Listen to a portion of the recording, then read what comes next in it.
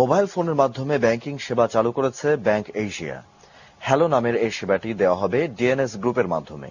শনিবার রাজধানীর গুলশানে স্পেকট্রা কনভেনশন সেন্টারে এ সেবার আনুষ্ঠানিক উদ্বোধনীতে জানানো হয়, হ্যালোর মাধ্যমে গ্রাহকরা যেকোনো ব্যাংক থেকে মোবাইলের মাধ্যমে টাকা জমা, প্রদান, হস্তান্তর সহ সব ধরনের ব্যাংকিং সুবিধা পাবেন।